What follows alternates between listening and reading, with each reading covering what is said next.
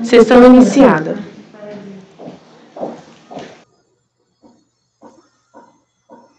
Bom dia a todos.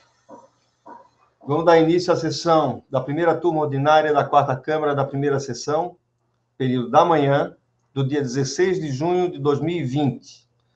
Estão presentes os conselheiros Cláudio de Andrade Camerano, Daniel Ribeiro Silva, Carlos André Soares Nogueira, Luciane Yoshihara Arcângelo Zanin, Nelson Kischel, Letícia Domingues Costa Braga, Eduardo Morgado Rodrigues e Luiz Augusto de Souza Gonçalves. Nós vamos ter sustentação oral durante toda a reunião para os itens 33, 34, 93 a 98 e 108 a 113 da pauta. Nessa primeira sessão, que se inicia agora, nós não vamos ter sustentação oral. Vamos dar início, então, ao julgamento com o item 1 da pauta, interessado Tegal Terminal de Gases Limitada, da relatoria do conselheiro Nelson Kischel. Passa a palavra ao relator.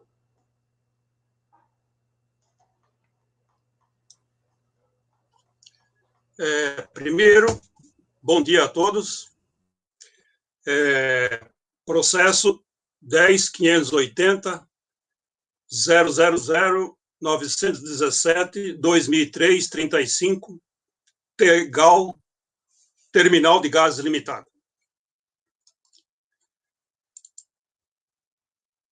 Deixa eu...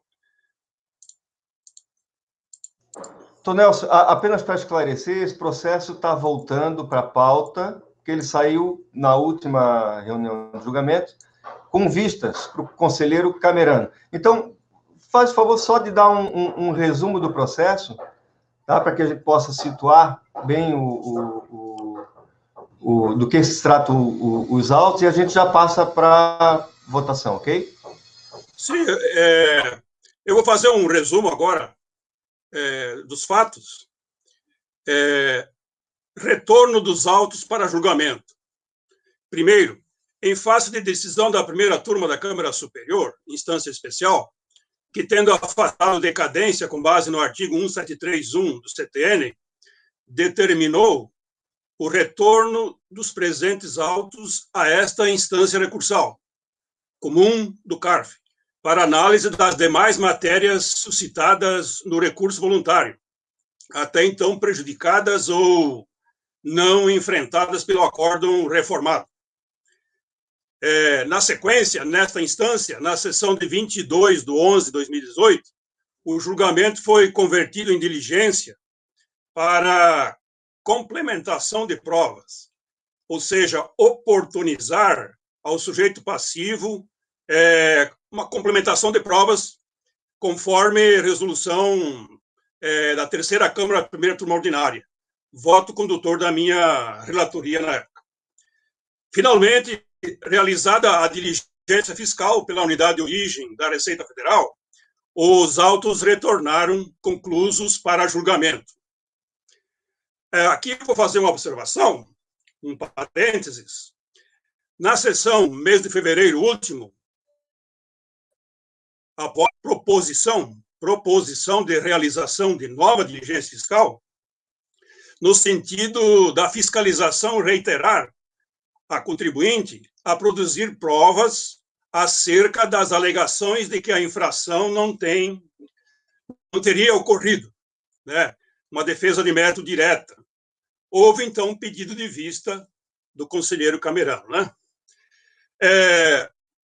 Eu, desta vez, de plano, friso, destaco que repensei meu posicionamento inicial acerca da indigitada proposta de diligência e, na verdade, essa diligência proposta na última sessão, depois de muito estudar o processo, cheguei à conclusão que é desnecessária a realização de nova diligência, pois as provas, documentos existentes nos autos são suficientes para a resolução do mérito da contenda.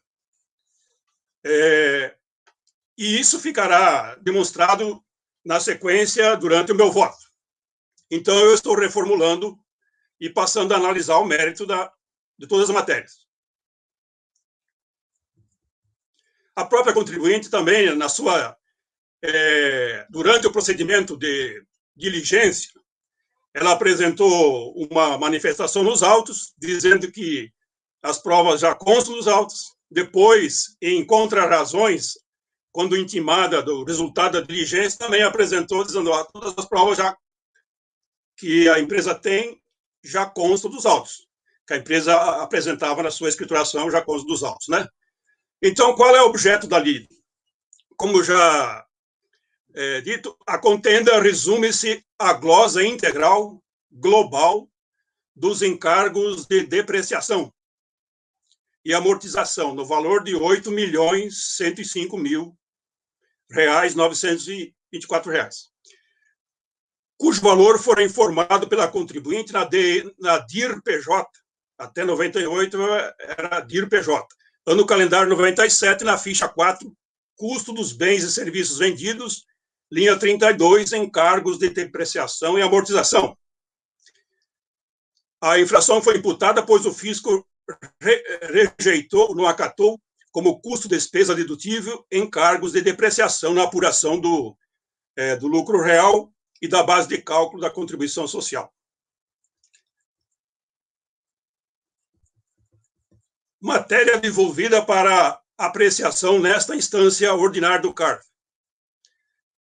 Reformado o acórdão da Câmara Baixa pela decisão da primeira turma da Câmara Superior, afastamento da preliminar de decadência, restaram para serem enfrentadas as seguintes matérias suscitadas pela defesa nas razões do recurso ordinário voluntário, não enfrentadas pelo acórdão reformado. Nulidade da decisão ACO, que rejeitou o pedido de realização de diligência na primeira instância e ainda teria apreciado de forma superficial as provas juntadas aos autos quando da impugnação. Que não tem obrigação de manter a escrituração contábil e documentos de suporte por prazo indeterminado, em relação a exercícios passados, pretéritos, ou seja, inexistência da obrigação de manter a guarda em boa forma da escrituração contábil com documentos de suporte, quanto aos fatos ocorridos anteriores ao ano calendário 1997, objeto aqui da autuação. Aquisição de bens registrados no ativo imobilizado, objeto de depreciação, pela ocorrência da prescrição da Fazenda exigir esses documentos para o lançamento da infração no ano calendário 97, né? No mérito, propriamente dito, que seja julgado improcedente o lançamento fiscal ante as provas juntadas aos autos e, caso não acatada, subsidiariamente, seja convertido em julgamento em diligência. Identificados os pontos controvertidos, passo a enfrentá-los. Nulidade da decisão ACO, inexistência de vício, de prejuízo, preliminar rejeitada. Diversamente do alegado pela contribuinte, não há vício de nulidade na decisão de primeira instância, decisão de piso, pois as provas juntadas aos autos foram analisadas, sopesadas, enfrentadas com a devida fundamentação e ainda a rejeição do pedido de diligência na primeira instância também está devidamente fundamentado, inclusive por ser um pedido genérico de diligência fiscal formulado na impugnação. Tudo conforme voto condutor, que eu aqui, inclusive, eu transcrevo, né? Que vou pedir licença, mas vou deixar de ler, de apresentar, consta do meu voto, né? Então, a primeira instância rejeitou o pedido de diligência. Mas isso também está superado, porque depois teve uma diligência do CARF que determinou o retorno dos autos para a contribuinte, oportunizando que ela apresentasse outras provas, né? Então, quanto à diligência na primeira instância, não há nenhum vício, não há nenhum prejuízo à contribuinte. O voto condutor do acórdão, ele fundamentou corretamente a negativa de realização de diligência, né? Quanto ao mérito, a contribuinte alega que a decisão ACO teria enfrentado as provas, analisado as provas de forma perfunctória, superficial. Também aqui a contribuinte não tem melhor sorte. Eu, inclusive, também transcrevo trechos do voto da decisão ACO, onde a decisão está adequadamente fundamentada, as provas foram analisadas, né, mas consideradas imprestáveis, insuficientes para afastar o lançamento fiscal, uma vez que a contribuinte, na composição do ativo imobilizado,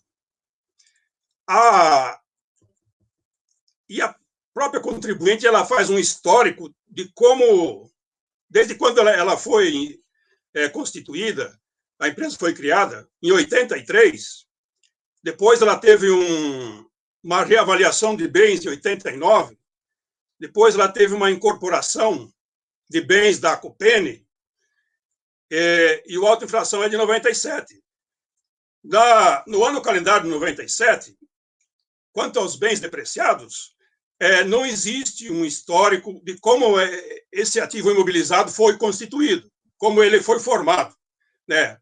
Porque se a empresa foi constituída lá em 83, em 97, a maioria dos bens do ativo imobilizado, máquinas, equipamentos, instalações, etc., já não teria mais motivo para fazer depreciação depois de 10 anos. Ficaria só a questão do ativo dos bens imóveis, né? Que, como a depreciação é 4% ao ano, ela teria que guardar os documentos por 25 anos, né? O último ano, né, 25 vezes 4, 100%, né? Mas não há prova nos autos cabal de como foi formado esse ativo imobilizado, de como foi calculado a depreciação. E, ademais, os documentos juntados eles não estão vinculados. As notas fiscais, há umas 600 notas fiscais que foram juntadas, mas que o contribuinte alega que ele escriturou lá em 91, 89, 92, e esses documentos, a escrituração não veio aos autos, né? Embora baixado o processo em diligência, isso não aconteceu. A contribuinte alega que ela não tem mais essa obrigação de apresentar esses documentos, porque já estaria o direito do fisco fulminado pela prescrição, mas pela decadência, que inclusive foi afastada pela instância superior do CARF. E quanto à prescrição, uma vez que um fato que ocorreu lá em 83, considerando mais 25 anos pela frente, ele está tendo repercussão. Se ele está tendo repercussão e ela está deduzindo essa depreciação em 97, a decadência e a prescrição elas são contadas a partir do lançamento fiscal em relação ao ano calendário que ele está aproveitando essa despesa. Então, não há provas de como foi feita essa depreciação, por isso a decisão ACO manteve o lançamento fiscal, né? Eu, inclusive, já falei, eu transcrevi aqui trechos da decisão ACO, onde a matéria está muito bem enfrentada, né?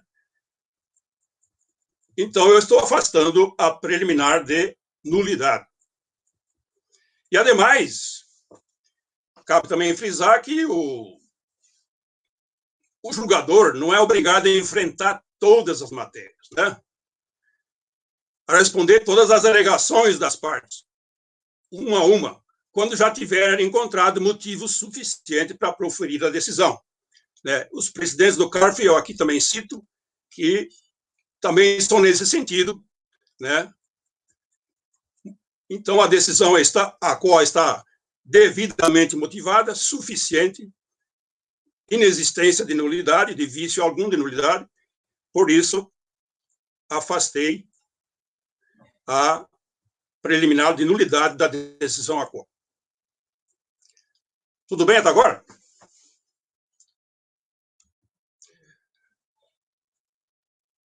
Na sequência, o contribuinte trata da questão do fatos contábeis de exercícios pretéritos com repercussão em exercícios futuros, encargos de depreciação, guarda de documentos, prazo legal, né? Então, o contribuinte aqui alegou, desde a primeira instância, várias matérias aqui, que não existe, ao contrário do que alega o auto-infração, a obrigatoriedade de arquivamento por prazo indefinido de notas fiscais.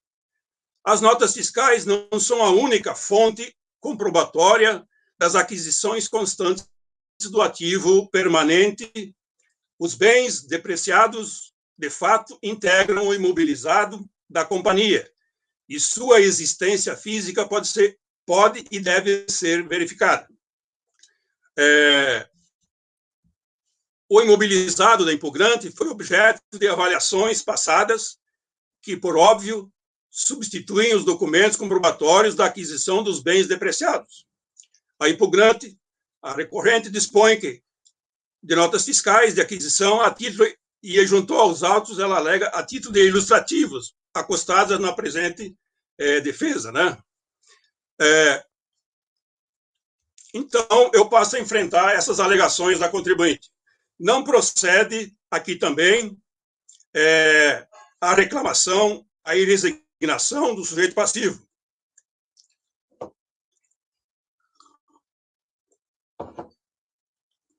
Diversamente do alegado pela contribuinte, está, sim, sujeita à fiscalização de fatos ocorridos em períodos passados, quando eles repercutem em lançamentos contábeis de exercícios futuros, ainda não atingidos pela decadência e pela prescrição, como no caso do ano calendário 97, projeto de atuação, ciência, em 14 de fevereiro de 2003, né, no caso da decadência, foi afastada com base no artigo 173, do CTN, pela Câmara Superior, em face da inexistência de princípio de pagamento. Não conseguiu deslocar a contagem do prazo para o artigo 150, parágrafo 4º. Então, na verdade, isso implica 7 anos. Estou em 2003, fato gerador ocorrido em 97, né? O lapso temporal aí é mais de 5 anos, mas começa a contar no artigo 1731 do CTN, né? Primeiro exercício do ano calendário subsequente àquele que podia ser lançado, né? Então, começou a contar a decadência, a prescrição, em relação aos documentos, em 1º de janeiro de 99, né?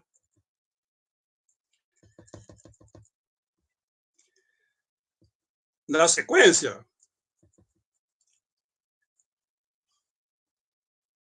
então, no ano calendário 97, a contribuinte deduziu encargos de depreciação de bens do ativo imobilizado adquirido a partir de 83, inclusive dos bens do ativo imobilizado usados, adquiridos, transferidos quando da incorporação de bens da Copene, em 94, né? Devendo conservar, por conseguinte, os documentos de sua escrituração até que se opere a decadência e a prescrição do direito à fazenda constituir o crédito tributário, relativo a esses exercícios futuros afetados, pois os prazos de apropriação de despesa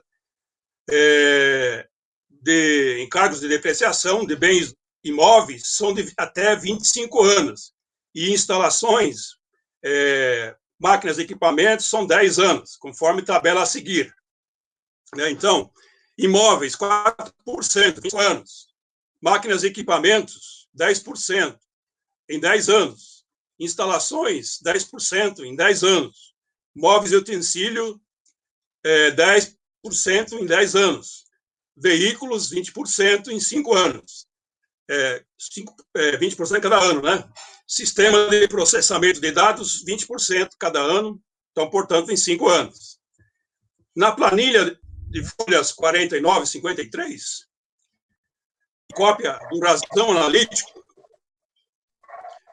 a contribuinte não informou em que data foram adquiridos os bens depreciados, não individualizou os bens, nem comprovou como o valor do bem depreciado foi formado. Ainda não comprovou se o bem do imobilizado foi adquirido novo ou usado. Também não comprovou como efetuou o cálculo do valor do encargo de depreciação. Apenas informou no Razão Analítico, no calendário de 2097, que eu, inclusive, transcrevo aqui, excerto, né? O valor total da depreciação, né? 8.105.000. Ainda não há nos autos demonstrativo analítico, folha 5687, o qual é precário, pois consta originalmente consignado no ano calendário 99, 31/8/99, porém foi rasurado com caneta tinta, a alteração para 30/12/97. Entretanto, não consta como os valores dos bens do ativo imobilizado foram formados, né? Que data que eles foram sendo agregados ao ativo, né? Não faz menção a documentos de quando foram adquiridos novos ou usados, nem como foi calculado o valor do encargo de depreciação. Cópia do Razão Analítico. Refere-se ao ano calendário 89, ano diverso do ano calendário 97, objeto da infração. Quanto ao ano calendário 97, objeto da autuação, não ocorreu decadência e não ocorreu prescrição, como já dito. A decisão recorrida já enfrentou adequadamente a questão, agitada na primeira instância e também nesta instância. Ou seja, novamente, suscitada pela contribuinte nas razões do recurso voluntário, né? Cuja fundamentação do voto condutor da decisão ACO eu transcrevo é pertinente, né? Então, a decisão ACO, ela enfrentou adequadamente todos analisou as provas, né?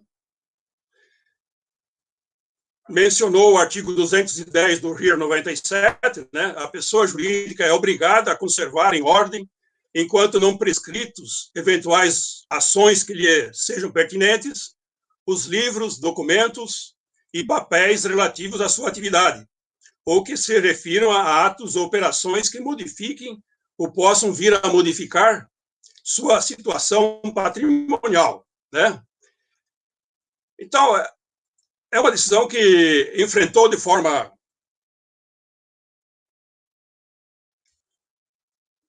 analisou as provas e concluiu que elas são imprestáveis porque não estão vinculadas em nenhum momento há uma vinculação, um liame entre o ativo imobilizado que foi objeto de depreciação e essas notas fiscais de prestação de serviço, né?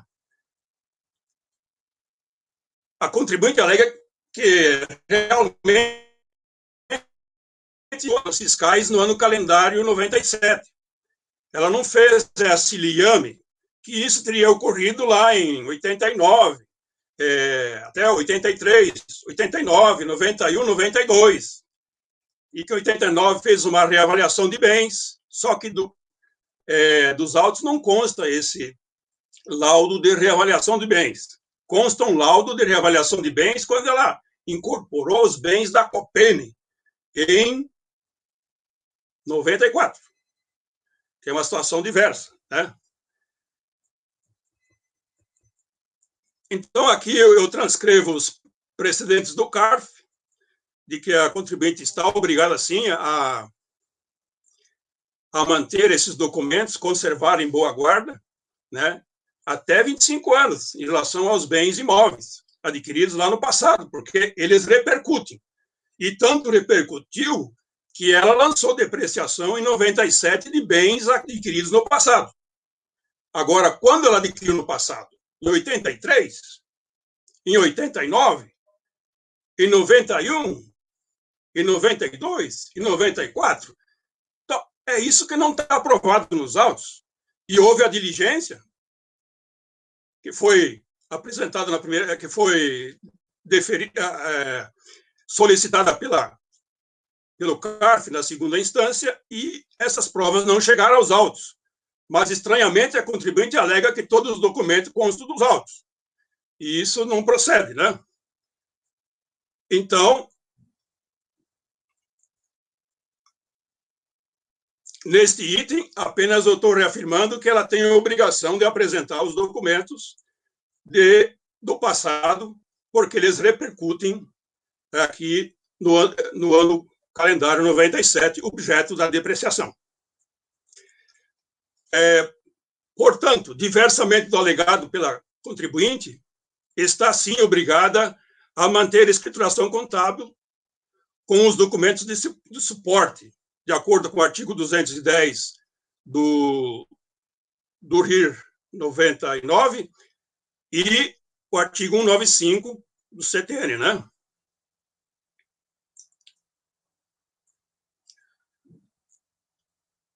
Pois os encargos de amortização, depreciação ou exaustão apropriados em 97 decorrem de registro de anos calendários pretéritos, bens adquiridos do ativo de anos pretéritos. E esses gastos de 97 se referem a esses bens do passado. Então, no ano em que ela está apropriando essa despesa, ela tem que provar a origem desses bens depreciados. Se eles ainda estão na fase de depreciação, né? Em que ano que estão na fase de depreciação, hoje, quem sabe, já foram depreciados e não cabe mais neste ano de 97. Isso nunca ficou claro nos autos, porque a contribuinte não trouxe essas provas, né? Ela apenas alega que as provas constam dos autos, mas de uma forma muito precária, né? A impressão que se tem é que é uma defesa meramente protelatória, né? Apresenta os argumentos e não traz a prova para elidir o lançamento, conforme ela pretende, né? Então, enquanto perdurarem os efeitos dos referidos gastos na determinação do lucro real e da base de cálculo da CSL, deve a documentação que os originou ser mantida à disposição das autoridades fiscais. Tudo bem até aqui? Despesa de depreciação, o próximo item, despesa de depreciação, ano calendário 97, resultado da diligência fiscal.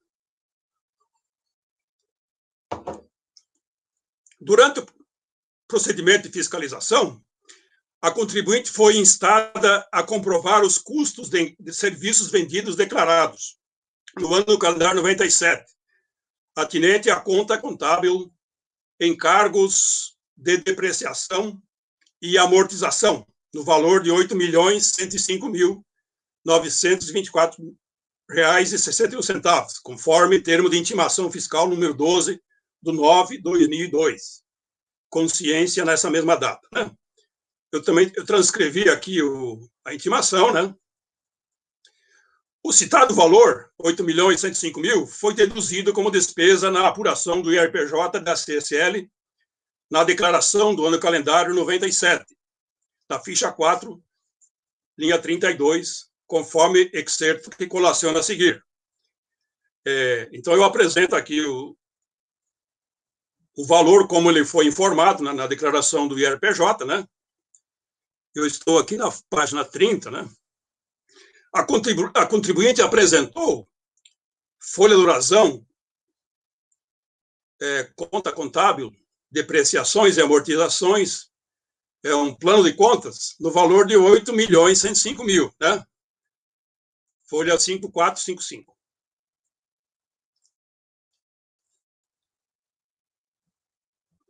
Eu apresento aqui excerto desses valores, né? Desse valor, como ele foi informado, aqui da depreciação, né?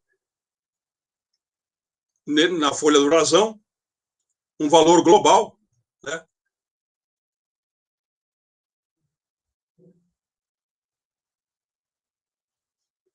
ele trata apenas do imobilizado.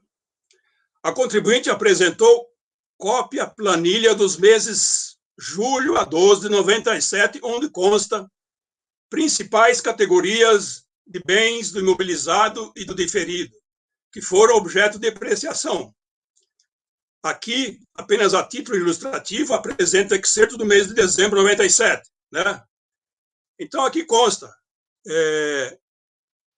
edifícios, 4%, máquinas e equipamentos, o percentual 10%, né?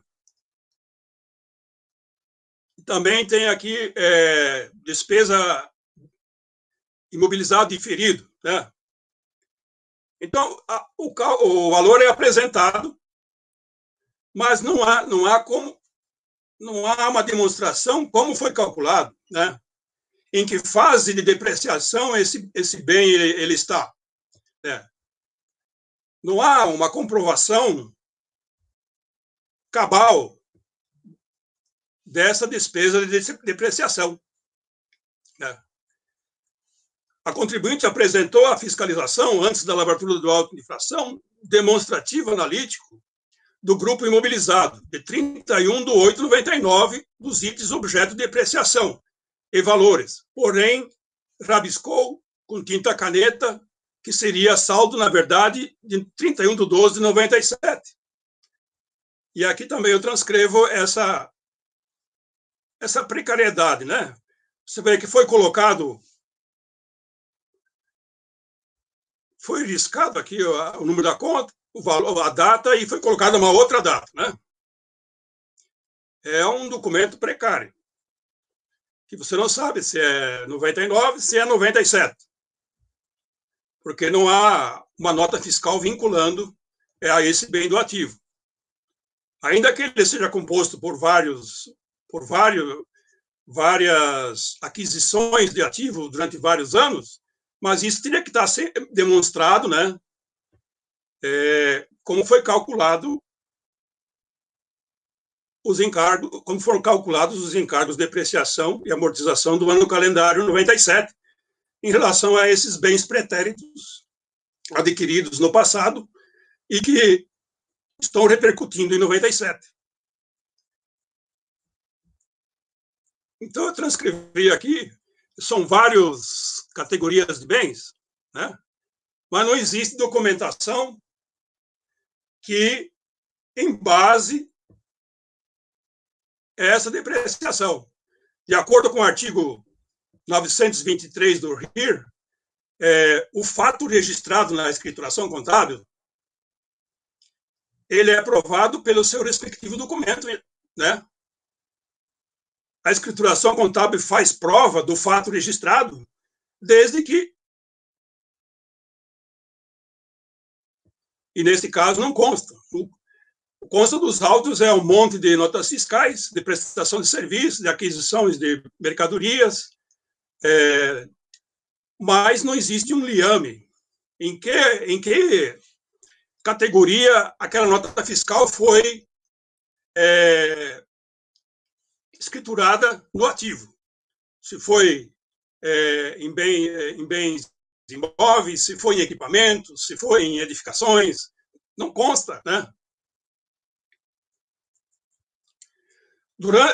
Durante o procedimento de fiscalização, a contribuinte, em momento algum, apresentou documentos fiscais de suporte dos lançamentos contábeis, ou seja, não comprovou em que data os bens objeto do ativo mobilizado foram adquiridos, para permitir ao fisco e também ao julgador que se aquilatasse se ainda deveriam ser objeto de depreciação no ano calendário 97, pois o sujeito passivo, a pessoa jurídica, foi constituída em 7/4/83, logo todos os bens do ativo mobilizado, exceto imóveis, já estariam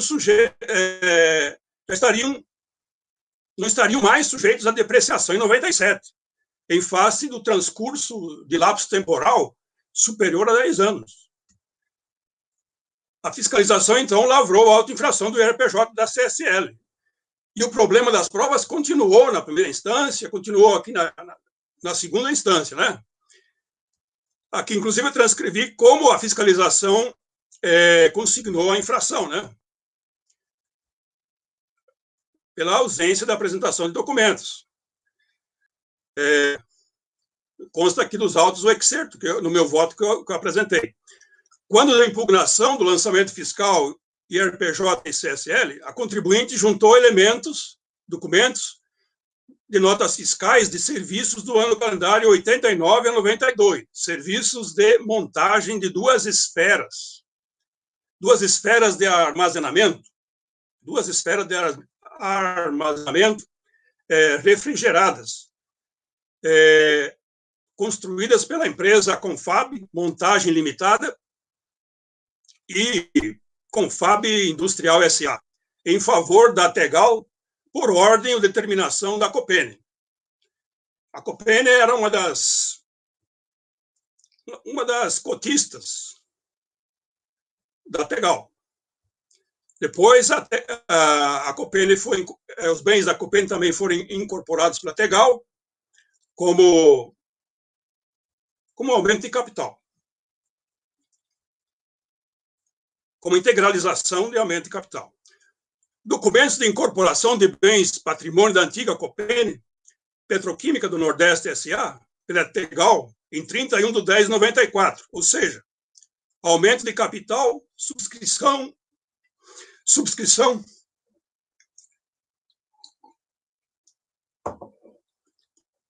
e integralização do capital por incorporação do patrimônio da cotista Copene, do sistema butadieno, uma planta de butadieno, duas esferas de armazenamento refrigeradas. Também está no sistema propeno, né? Construído pela mesma. Folhas tais, conforme laudo de avaliação da Ernst Young. Na hora da incorporação, antes disso, teve um laudo de avaliação dos bens, né? Agora, esse laudo de avaliação ele não substitui os documentos originais, né? Porque o laudo de avaliação ele se refere a uma situação em determinado ano. Nós queremos saber se o bem é antigo, se o bem é usado, se o bem é novo, porque o bem usado ele começa a contar o prazo de depreciação na sequência pela metade, né?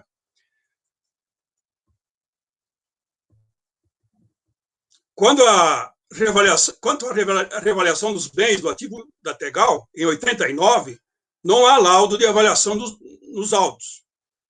E juntou outros papéis, como recibos, cópias de cheques, etc. Ainda os referidos documentos foram juntados aos autos novamente apresentados em duplicidade.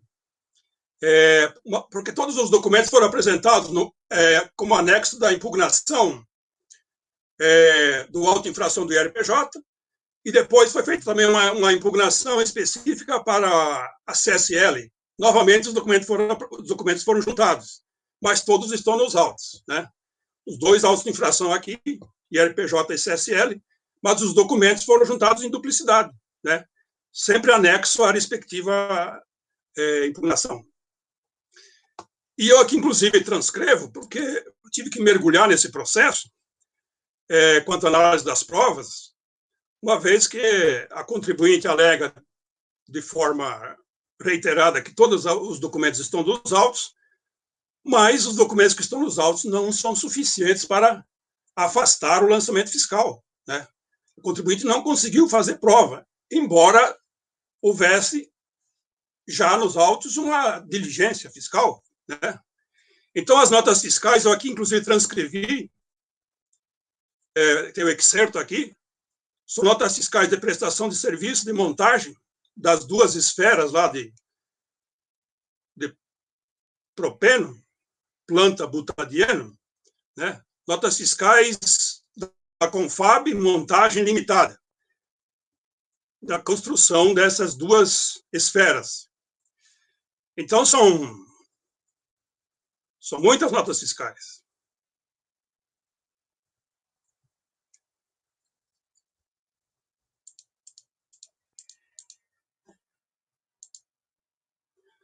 Isso vai da página 198 a 807.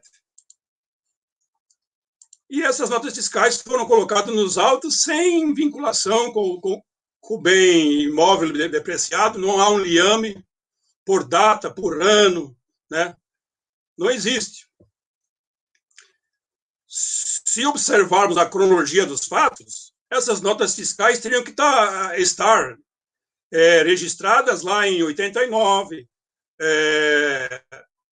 91, 92, mas a contribuinte sequer juntou aos autos os livros dos anos calendários 89, 91, 92, né, com os respectivos documentos.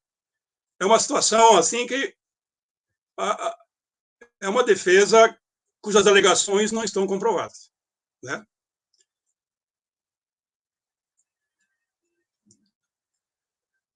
Na sequência, eu transcrevo, inclusive, algum excerto aqui da decisão ACOA, que enfrentou adequadamente essas provas, como já lá foi analisado quando do enfrentamento da questão da preliminar de nulidade, né? A decisão ACOA enfrentou. Agora, uma coisa tem que dizer, a decisão ACOA enfrentou adequadamente todas as provas. Agora, o contribuinte, só porque ele não concorda com a decisão, ele acha que a decisão tem vício, que não foi analisado até agora os documentos que ele juntou aos autos. Pelo contrário, tanto na primeira instância quanto na segunda instância, nós estamos analisando esses documentos e eles são insuficientes, eles não atendem para que seja afastado o lançamento. Pelo contrário, a fiscalização comprovou nos autos que a contribuinte, ela se apropriou de uma despesa, né? Está provado isso pela declaração que a contribuinte apresentou e pelos livros fiscais, pelo Razão e o livro diário, de que ela escriturou isso no ano calendário de 97, mas sem provas. É um fato contábil registrado, mas sem suporte em provas, né? Essas provas podem ter sido escrituradas lá para trás, lá em 89, 91, 92, mas não chegaram aos autos esses livros do Razão e do Diário, né? Então, nós estamos em 97, com um ativo imobilizado e diferido de 120 milhões, onde a contribuinte deduziu 8 milhões e 105 mil de despesas, né, em torno de 7 a 8% do ativo imobilizado, mas não tem as provas que sustentem esse fato contábil, o registro desse fato contábil, que é os encargos de depreciação.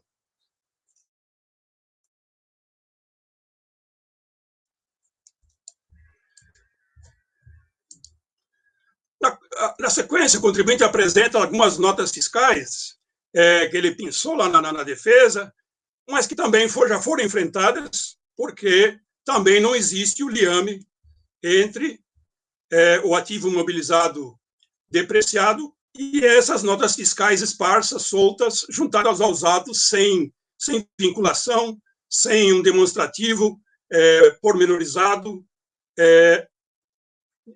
a que bem do ativo imobilizado ela se refere, né? O meu voto é longo, ele se estende, mas todas as provas foram analisadas, né? Em face das alegações da contribuinte e considerando... eu quero passar mais à frente aqui.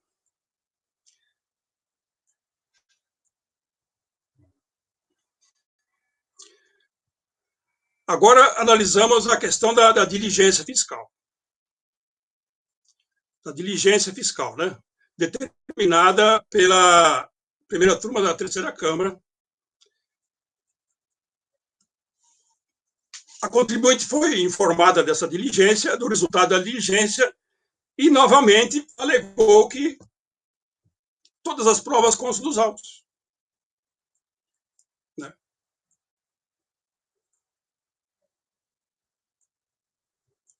data vênia, essas provas não constam dos autos, para elidir o lançamento fiscal. Então, data vênia, a contribuinte laborou em completo equívoco, né?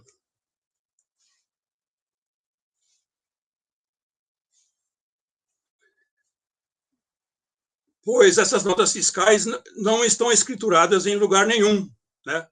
E conforme o parágrafo 1º do artigo 9º do decreto 1598 de 97, que ele é a matriz do artigo 923 do RIR 99 e do artigo 967 do RIR 2018, né? A escrituração contábil, ela faz prova do fato registrado na escrituração com o respectivo documento de suporte. Esse documento de suporte não existe, né? E a gente pode observar também, em relação aos bens do ativo, que essas notas fiscais, se elas fossem, em tese, próprias para a comprovação aqui, elas apenas iriam se referir a uma pequena parcela do ativo mobilizado, né? Que seria mais ou menos a questão lá da planta de butadieno, propeno, que foi construída lá em 91, 92, e que essas notas fiscais de prestação de serviços estariam atreladas a essa construção. Mas a escrituração contábil de 91, 92 não consta dos autos de como foi feita essa escrituração dessas notas fiscais quando foi construída essa planta de butadieno propeno, né?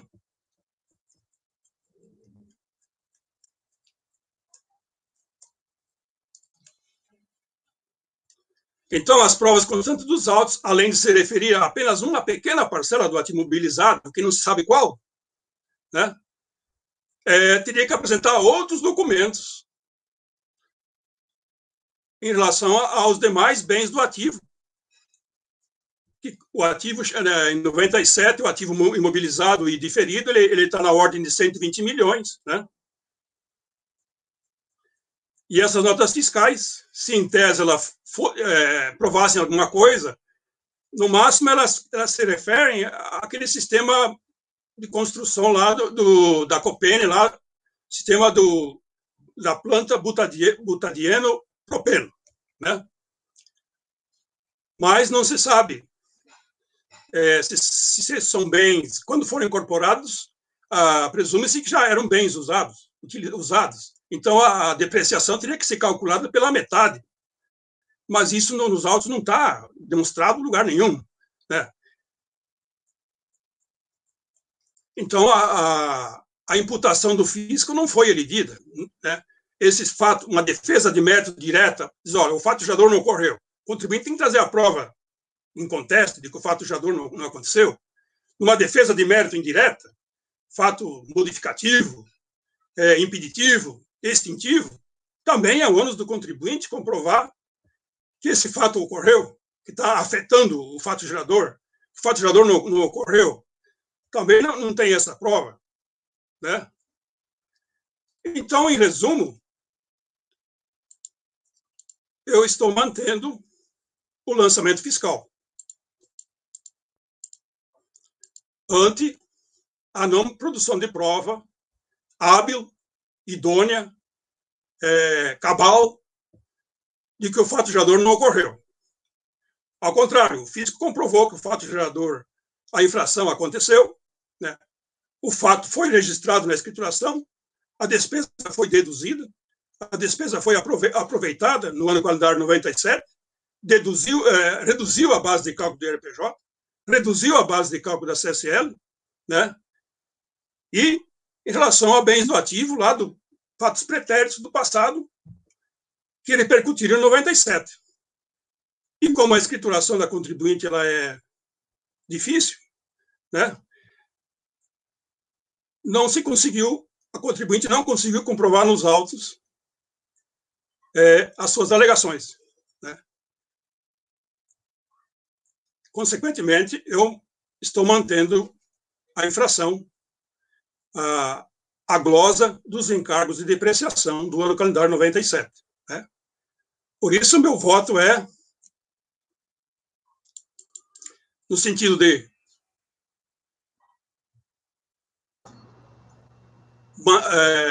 rejeitar a preliminar de nulidade e, no mérito, manter o lançamento fiscal. Denegar o recurso voluntário. Né? Obrigado, doutor Nelson. Aberta a discussão, gente. Alguém quer fazer alguma colocação? Se alguém quiser fazer alguma colocação, levante a mãozinha.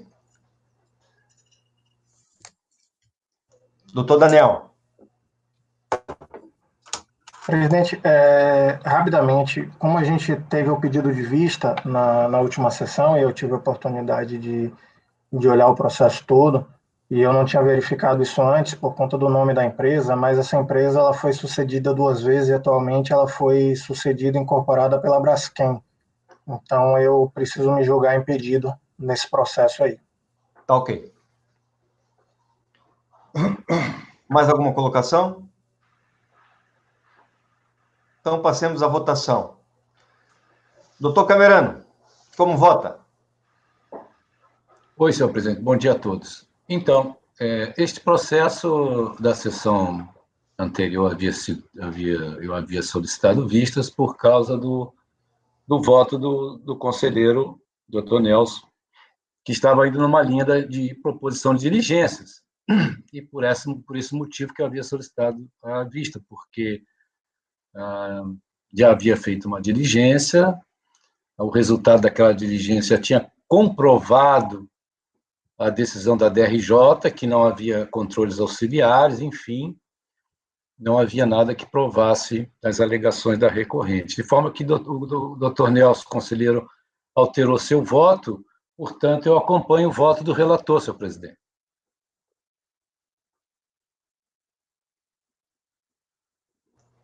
Obrigado, conselheiro Camerano. Doutor Carlos André. Voto com o relator. Ok. Doutora Luciana. Com o relator, presidente. Doutora Letícia. Com o relator. Doutor Eduardo. Eu acompanho o relator, presidente. Eu acompanho o relator também. Então, nós temos, nesse caso aqui, por unanimidade, rejeitar a preliminar de nulidade da decisão recorrida e, no mérito, negar provimento ao recurso voluntário. Declarou-se impedido o conselheiro Daniel Ribeiro Silva. Ok? Concluímos o julgamento do item 1. Passemos, portanto, ao julgamento do item 2. Conselheiro Carlos André Soares Nogueira, recorrente e carne limitada. Com a palavra, conselheiro Carlos André. Presidente. Conselheiro Camerano, por favor, o seu microfone. Desculpe, presidente. Presidente, na verdade, acho interessante que nós julguemos na sequência os itens 2 e 4 da pauta, né? Porque eles são 2 processos decorrentes do mesmo procedimento fiscal. Né? Apenas para contextualizar, para facilitar o entendimento, houve um procedimento fiscal que apurou omissão de receita por saldo credor de caixa e depósitos bancários sem a comprovação da origem e pagamentos beneficiários a beneficiários não identificados. Né? Então, a autoridade fiscal optou por separar em diversos lançamentos em processos distintos. Então, fez um processo para imposto de renda e contribuição social, fez outro processo para PIS e COFINS, outro processo apenas para a multa isolada da contribuição social e outro processo para o imposto de renda retido na fonte, sobre pagamento a beneficiário não identificado ou sem causa. Esse item 2 é o processo de PIS e COFINS. Então, é PIS e COFINS decorrente do lançamento de imposto de renda, por omissão de receita. E o item 4 é o lançamento da multa isolada de contribuição social. né? Houve a recomposição das estimativas mensais e houve o lançamento, então, da contribuição social da multa isolada, né? Então, acho que podemos fazer na sequência, que isso vai ajudar a entender. Então, indo lá para o relatório, eu já informei, né, que aqui a gente trata de lançamento de PIS e COFINS, que houve a apuração de omissão de receitas e de pagamentos a beneficiários não identificados ou sem causa. Explico essa questão, né, da separação entre os diversos processos, né? Então, neste processo, então, cuida-se apenas dos lançamentos de PIS e COFINS. Em relação ao lançamento do saldo credor de caixa, para que todos consigam compreender o que motivou, né, esse lançamento, na verdade, o que a fiscalização fez foi extrair, né, do saldo de caixa valores que eram, na verdade, cheques que foram compensados, ou seja, cujos recursos foram destinados a terceiros, não foram destinados ao caixa da empresa, e que haviam sido debitados no caixa e não foram creditados, ou seja, entraram para o caixa contábil e não foi dada saída. A fiscalização foi lá e fez o lançamento, né, de saída desses valores do caixa, e ao recompor o caixa, apurou os saldos credores. Então, essa é vamos dizer, a observação para que se possa compreender a apuração do saldo credor de caixa, né? Então, na sequência aí, nós temos a tabela que foi montada pela fiscalização para demonstrar a apuração, né? Os créditos bancários não comprovados, o saldo credor de caixa, a base de cálculo do IRPJ, somando tudo, né? E aí a outra parte, que é pagamento a beneficiários não identificados ou sem causa, que não nos interessa nesse processo, né? A contribuinte apresentou, então, a impugnação, né? Eu utilizo a parte do relatório da DRJ para sintetizar os argumentos, que depois vão aparecer no recurso voluntário, né? Então, ela inicia se manifestando, dizendo que o mandado de procedimento fiscal previu apenas a fiscalização de imposto de renda, e, embora tenha sido objeto de lançamento de contribuição social, imposto de renda na fonte, PIS, COFINS, né, que o representante legal teria sido coagido psicologicamente pelo auditor fiscal a assinar o termo de ciência de procedimento complementar, ao final, né? A contribuinte argumentou, né, alegou que haveria ilegalidade na presunção da renda tributável a partir das hipóteses legais de omissão de receitas, né, que são, né, saldo credor de caixa e também os depósitos bancários sem a comprovação de origem. Depois ela pugna pela nulidade por ausência do mandado de procedimento prévio e específico em relação aos demais tributos, né? A ofensa ao princípio da razoável duração do processo administrativo. Por fim, vício na apuração das bases de cálculos de imposto de renda, contribuição social, multas isoladas e adicional, né? Então, esses eram os argumentos lançados na impugnação. A impugnação foi julgada improcedente, está aí o acórdão, né? A DRJ afastou as preliminares e no mérito, negou provimento à impugnação. Bom, inconformada com a decisão, a contribuinte interpôs recurso voluntário com as seguintes alegações: cerceamento do direito de defesa, nulidade da decisão de primeira instância. A recorrente alegou que não houve tempo suficiente para a produção dos elementos probatórios, microfilmagem de aproximadamente 1.000 cheques, e que, dessa forma, a DRJ não poderia ter deixado de apreciar a referida questão sob pena de configurar cerceamento do direito de defesa, né? Ainda em relação à nulidade da decisão de primeira instância.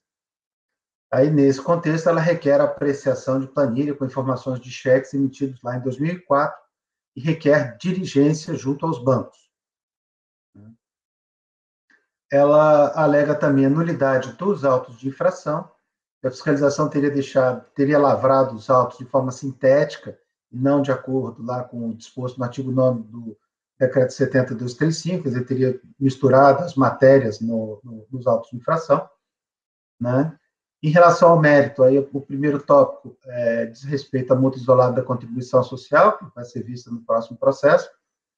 O segundo tópico é a questão da presunção legal versus o princípio da legalidade, né, que a fiscalização teria se baseado tão somente na presunção para apurar o fato gerador, que isso não poderia prevalecer diante do princípio da legalidade. Em relação ao mérito, o saldo credor, a contribuinte alegou que todos os cheques foram compensados e se destinavam ao pagamento de credores.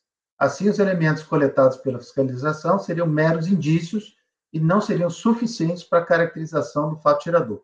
Eu vou apenas ler um pequeno trecho, um pequeno parágrafo da peça recursal. Então, abre aspas, no vertente caso, não se vislumbra a prática de infração, haja vista que todos os cheques emitidos foram devidamente compensados e estavam destinados ao pagamento de fornecedores de mercadorias, contas de energia elétrica, pagamento de impostos municipal, estadual, federal, né, ICMS, PIS, COFINS, dentre outros. Inclusive, esses credores foram os sacadores dos cheques lançados a débito da conta caixa, concomitantemente a crédito da mesma conta contábil, conforme se percebe nos demonstrativos nas microfilmagens acostadas. Certo é que a legislação de regência impõe certas e bem definidas hipóteses para a presunção de infração. A legislação é a caracterização da ocorrência de fato gerador da obrigação fiscal, de modo que meros indícios de faturamentos conectados de outros elementos fáticos e contábeis não são suficientes para dar suporte à presunção legal de omissão de receitas tributárias. Ainda no mérito, os depósitos bancários de origem não comprovada, né, os depósitos teriam sido contabilizados e a fiscalização teria considerado todas as entradas como lucro, né? Novamente, eu trago aqui um trecho da peça recursal, né, em que ela inicia assim: em que pese a impossibilidade de apresentação dos documentos necessários para a desconstituição dos argumentos imputados, é de suma importância destacar que os depósitos lançados na conta corrente da contribuinte foram devidamente contabilizados e lançados na conta caixa. Bom, então, apenas para registro, no final desse relatório, inicialmente esse processo foi encaminhado à terceira sessão, né, mas lá, por meio de resolução, os autos foram encaminhados à primeira sessão, dado que se trata de matéria decorrente do lançamento de imposto de renda. Então, esse é o relatório, presidente. Então, vamos ao voto.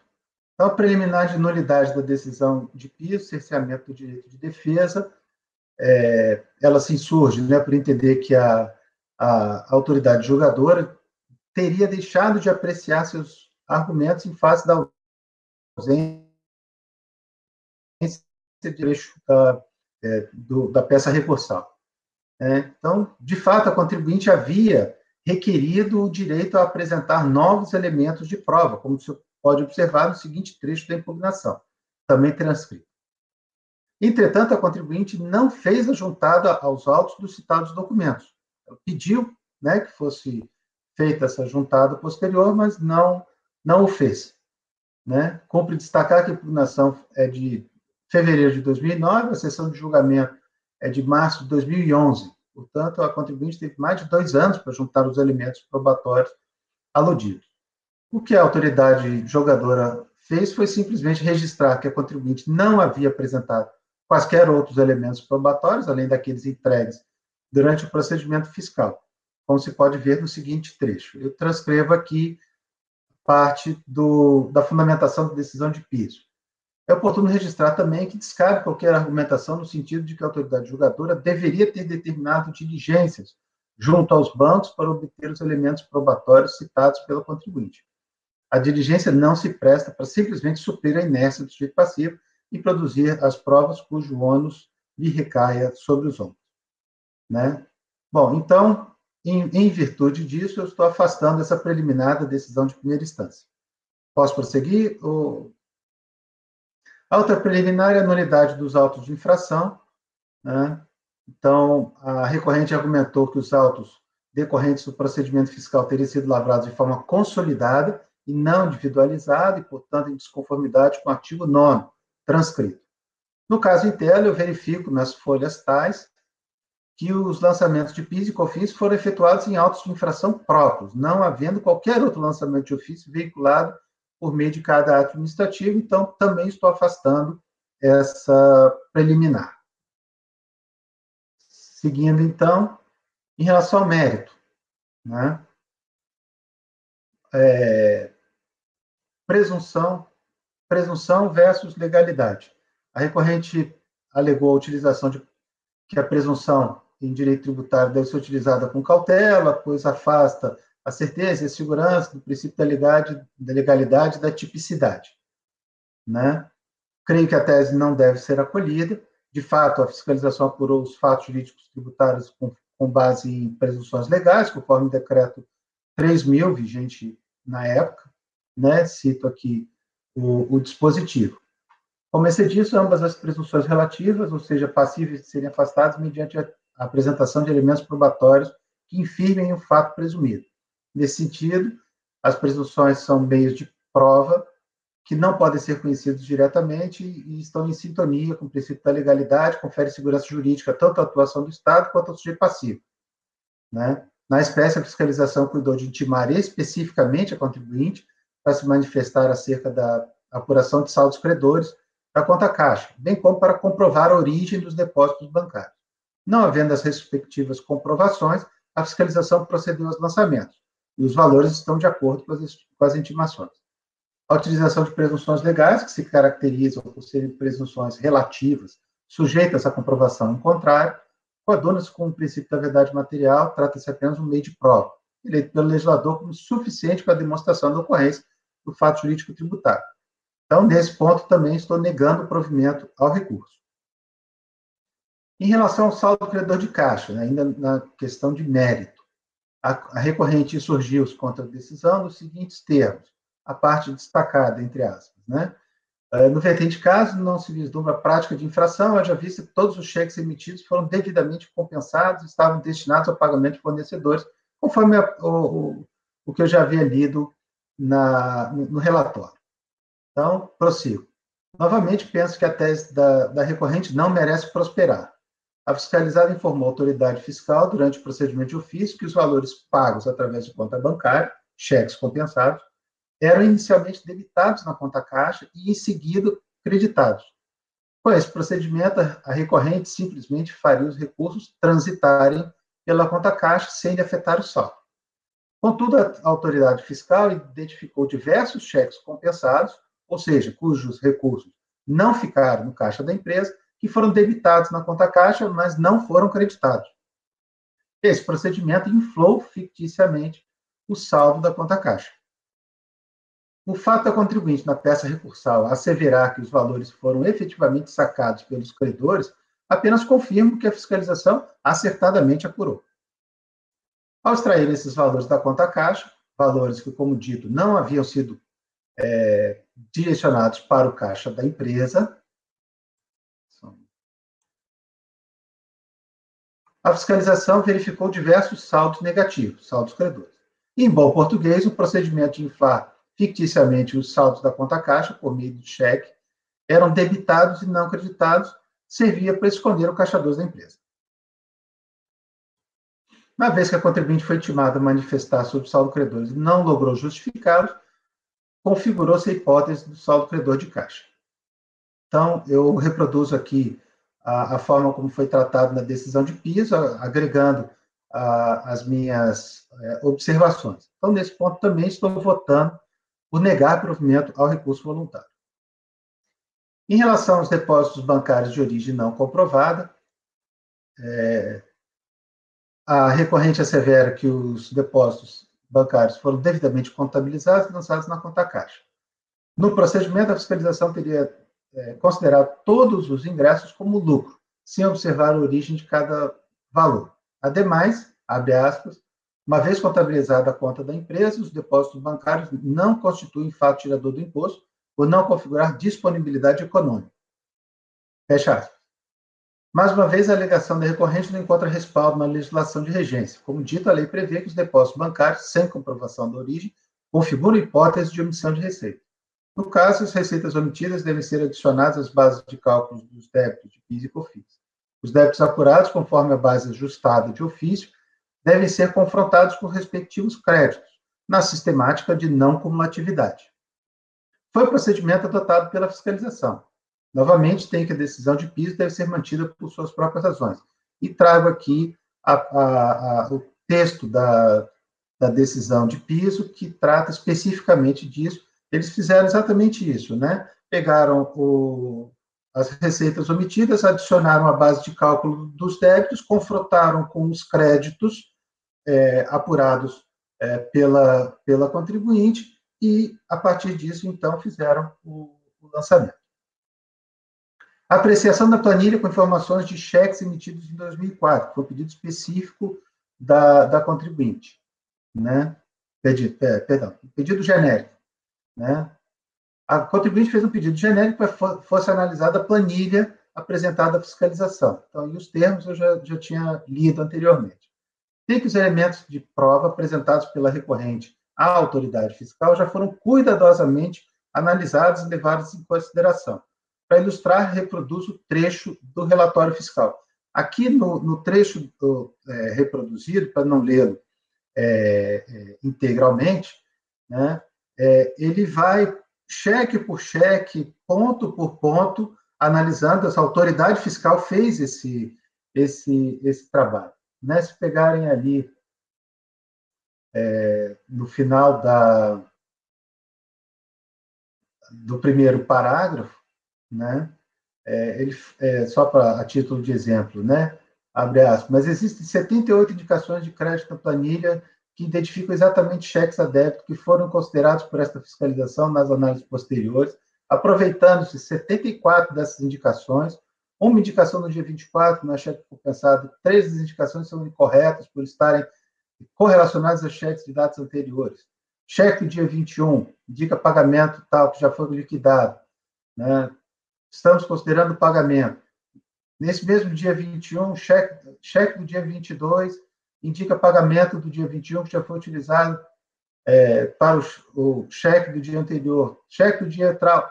Ou seja, a fiscalização já fez esse trabalho de analisar ponto por ponto essa planilha. Né? Então, concluindo, não vejo mácula no procedimento fiscal no que diz respeito à apreciação dos elementos de prova juntados aos autos. Né? Então, na questão de mérito, por fim, eu voto por negar provimento. Em relação à diligência pedida pela recorrente, né, ela pede uma diligência junto aos bancos, nos termos que até eu já li no relatório, né, como se não bastasse a impossibilidade da recorrente de apresentar documentos requisitados, a douta fiscalização não dispunha de qualquer outra subsistente o auto, razão pela qual imprescindível a expedição de ofício aos bancos mencionados para a produção da prova. Penso que tal providência seja desnecessária e deve ser indeferida conforme previsão do artigo 28 do Decreto 70.235, combinado com o artigo 18, né, que fala da dispensa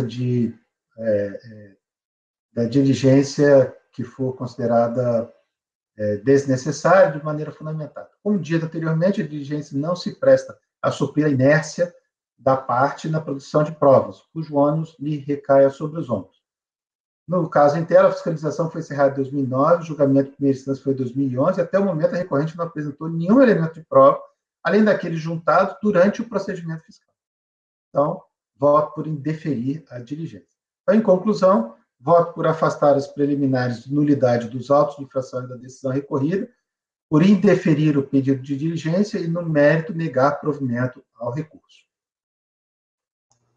Muito bem. Aberto a discussão. Alguém quer se manifestar? Doutor Camerano. Oi, doutor Carlos, eu não sei se eu me distraí. Esse lançamento é PIS/COFINS decorrente, né? Estão ouvindo? É decorrente, é que o microfone dele está desligado. Ah, tá. Vamos abrir o microfone. Desculpa, eu tinha desligado o microfone. Sim, é decorrente.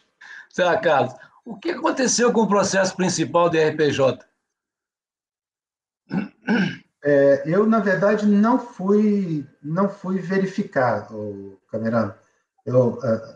Para ser mais preciso, eu não me lembro se eu fui verificar. Sei. Porque esse processo já foi feito há vários meses, né? Porque como eles são... Oh, perdão, pode concluir. Eu não fiz nenhuma referência nele aqui. Eu tenho por hábito, Camerano, como os conselheiros representantes dos contribuintes não conseguem consultar outros processos, né? Eu tenho por hábito basear a minha decisão inteiramente no que está nos autos aqui, né? Então, eu talvez tenha olhado isso lá na época, mas eu não me recordo, não está registrado aqui no meu voto, né? Agora, eu sinceramente não vejo nenhuma razão para que os autos de imposto de renda e contribuição social, por que eles não teriam prosperado. Sim, eu também acredito que sim. É que eles fizeram separados, né, os autos, mas certamente devem ter sido mantidos, porque como esse é decorrente desse, ele está diretamente vinculado à solução que vai dar dando do IRPJ, né? Mas, enfim, né? Se não existe nada nos autos que diga o contrário, né? Ok. Mais alguém quer fazer algum comentário? Vamos passar a votação, então. Doutor Camerano. Presidente, voto com o relator. Doutor Daniel. Presidente, voto com o relator. Doutora Luciana. Voto com o relator, presidente. Doutor Nelson. Doutor Nelson. Presidente, eu voto com o relator. Doutora Letícia. Com o relator. Doutor Eduardo. Só a questão da dúvida do Camerano, eu fiz uma pesquisa rápida aqui no site do CARF, eu acho que eu localizei o processo e ele foi dado parcial provimento, mas só para uma outra questão de retenção na fonte. A parte de RPJ foi mantido, auto de infração. E eu voto com o relator também, presidente. Bom, eu voto com o relator, então. Temos, então, por unanimidade, afastar as preliminares de nulidade dos autos de infração e da decisão recorrida, por indeferir o pedido de diligência e, no mérito, negar provimento ao recurso voluntário. Ok? Passemos, então, ao item 4. Doutor Carlos André, por favor. Perfeitamente, presidente. Então, deixa eu apenas abrir aqui o arquivo, mas a grande questão aqui, que provavelmente, então, pela pesquisa feita pelo Eduardo, né, deve ter sido a mesma matéria enfrentada lá no processo principal, porque o lançamento da multa isolada de IRPJ foi naquele processo lá. E esse aqui cuida exclusivamente da multa isolada de contribuição social, esse que está aqui no item 4, né? Então, aqui aplica-se a súmula que impossibilita a aplicação da multa isolada em concomitância com a multa de ofício, né? Então, provavelmente a matéria que lá também foi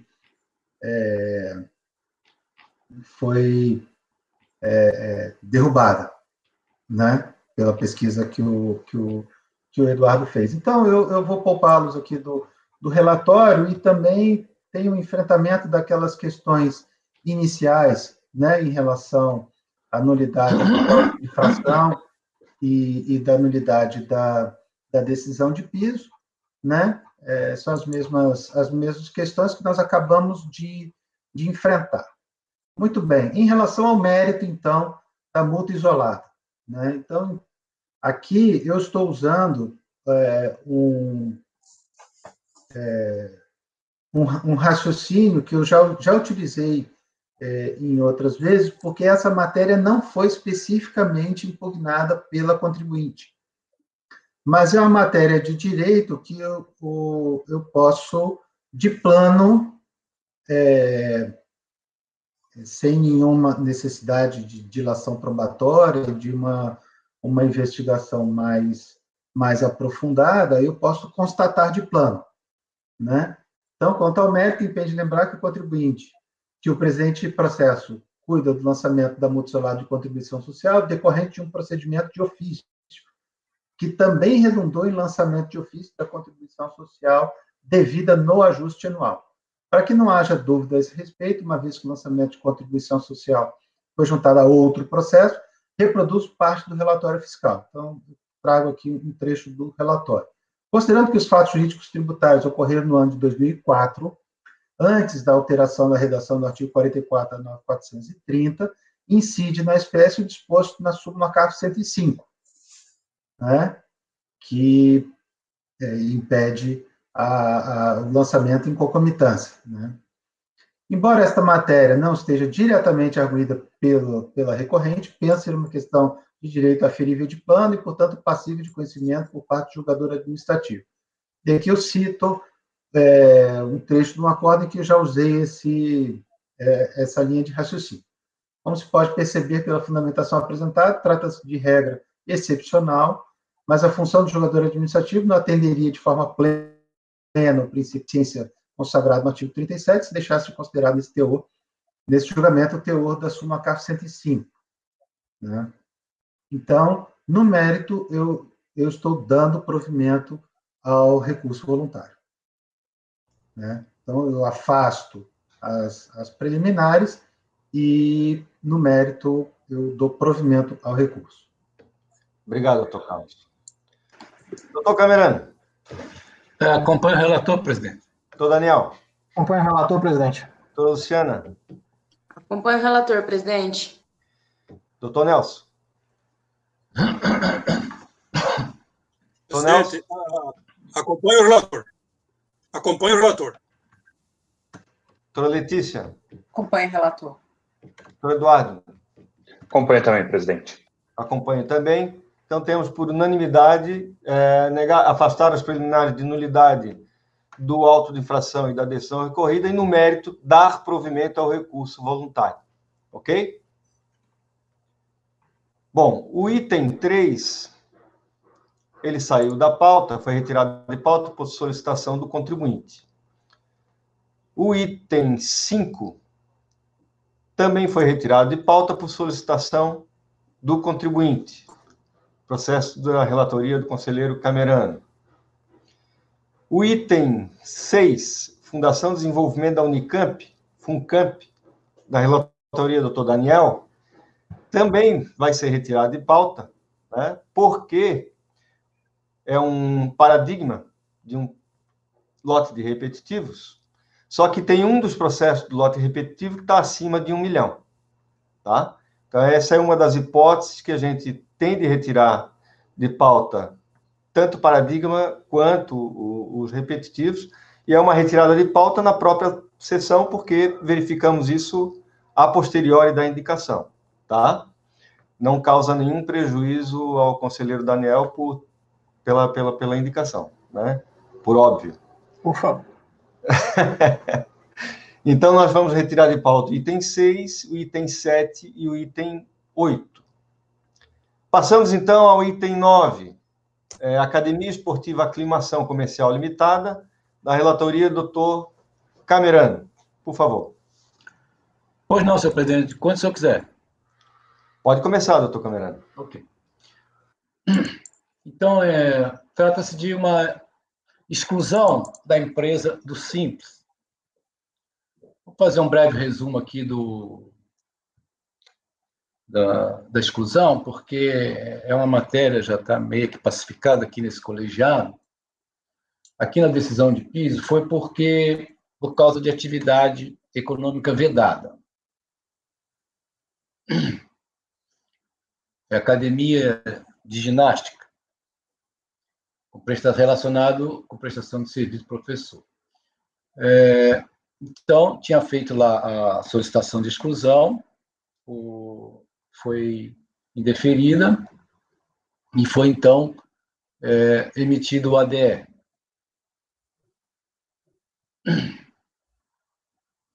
Então, aqui ela argumenta que ele se dedica à prática de atividades relacionadas à natação, ginástica, né? Então, eu vou passando aqui mais rapidamente no relatório.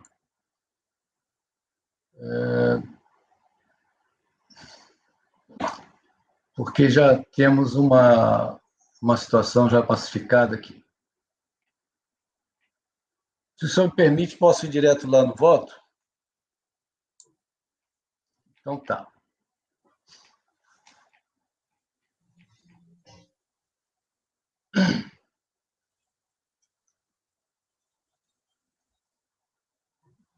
Só, então, aqui no relatório, no item 27, antes de entrarmos no voto,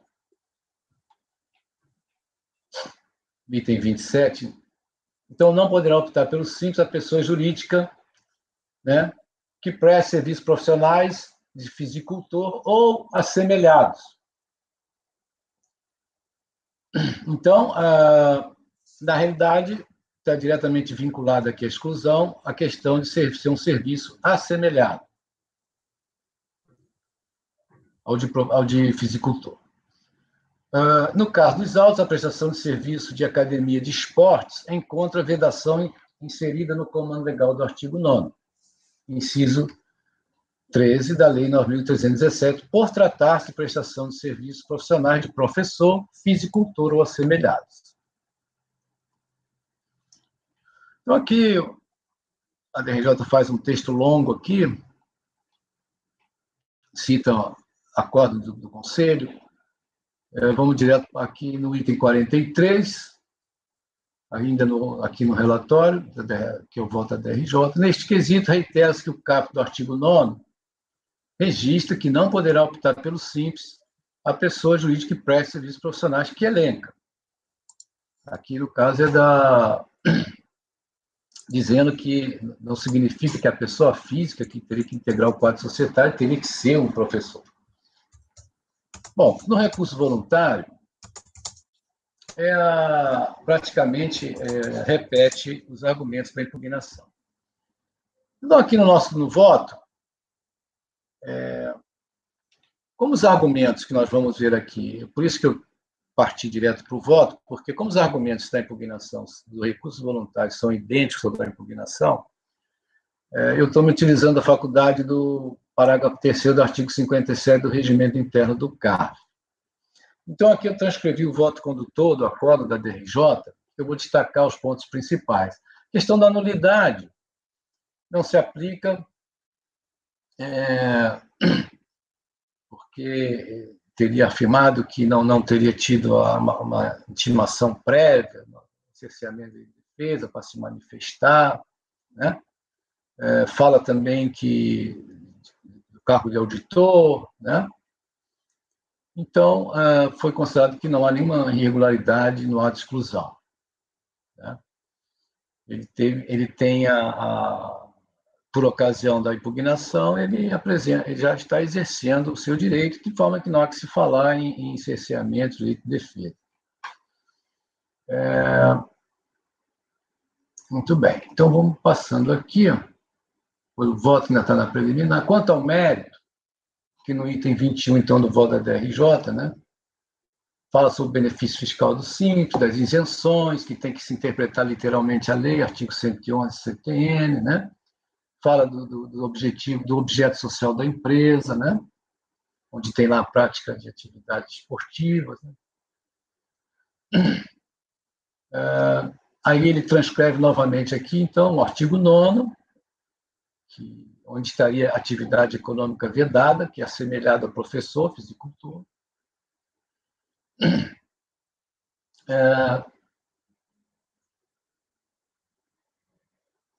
Então, aqui, passando o item 30, 31. Então, aqui a DRJ registra, então, a sua posição, que no caso dos autos, a prestação de serviço de academia de esportes, ela encontra a vedação inserida no comando legal do artigo 9º, inciso 13 da Lei 9.317, por tratar-se de prestação de serviços profissionais de professor, fisicultor semelhantes.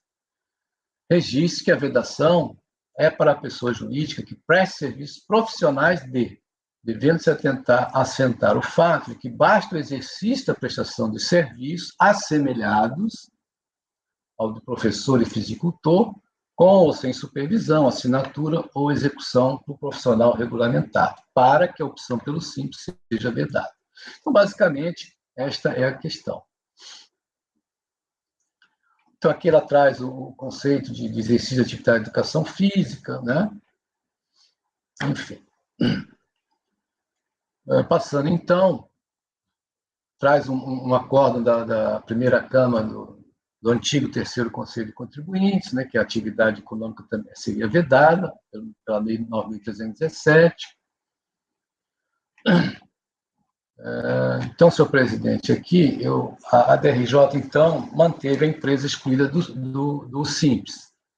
Tá? Por fim, quanto à alegação da contribuinte de que teria ocorrido interpretação extensiva da norma, observe que, analisando o significado do termo assemelhado, estou indo do item 46 aqui do voto da DRJ, que é o meu voto decidido. Que a interpretação tem o sentido de que a relação de atividade desse dispositivo não seria exaustiva, incluindo qualquer atividade de prestação de serviço que tenha similaridade ou semelhança. Tá? Então, não está se utilizando aqui de emprego de analogia. Né? Então, eu acrescento apenas alguns comentários, uma vez que a Lei Complementar 123, de 14 de dezembro de 2006, que é a lei que instituiu o Simples Nacional, esta, sim, a partir desta lei complementar, é que essa atividade, então vedada pelo Simples Federal, ela passou a ser permitida pelo Simples Nacional. Aqui no artigo 18. Serão incluídas, parágrafo 5º, né, as atividades de prestação de serviço, academias de atividade física, desportiva, de natação e escola de esporte. Então, foi somente a partir da lei complementar que instituiu o Simples Nacional que esse tipo de atividade foi permitido ao ingresso no Simples. Esta autorização, entretanto, não atingiria o antigo sistema, então denominado Simples Federal, conforme já pacificado neste órgão colegiado, por meio, inclusive, de uma decisão da Câmara Superior de Recursos Fiscais, que eu trago aqui alguns excertos do acórdão por perfeição de 13 de março de 2017. Então, pela ementa aqui, a gente já vê a posição da Câmara Superior. Vou passar, então, pelo voto. Não, acho que não precisa ler, presidente, esse voto da Câmara Superior, né? Então, já foi objeto de vários julgados desse Conselho. Aqui no final, então, nós temos aqui o enunciado da súmula CARF 81, né, que seria vedada a aplicação retroativa de lei que admite atividade anteriormente impeditiva ao ingresso na sistemática do Simples. Então, o fato dela poder ingressar agora, pela criação da Lei Complementar 123, não significa que retroaja para que ela possa, então, permanecer no Simples. Então, senhor presidente, somente com a edição da lei, aqui no final, somente com a edição da Lei Complementar 123 de 2006, é que foi permitido às academias de ginásticas ingressarem no Simples Nacional.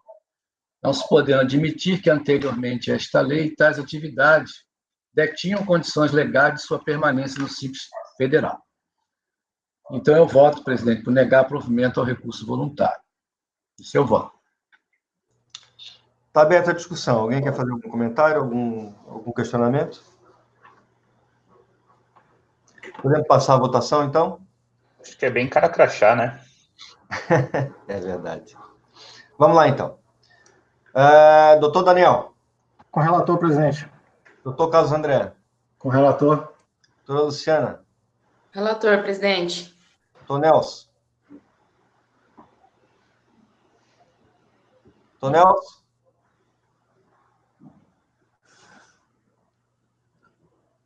Doutor Nelson. Microfone fechado, Nelson. Segura espaço para falar.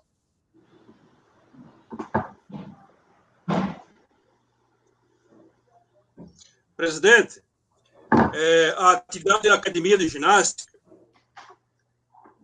no âmbito do Simples Federal, Lei 9.317, não está apta à opção por essa forma de tributação simples, por haver necessidade de professor, que depende de habilitação profissional legalmente exigida.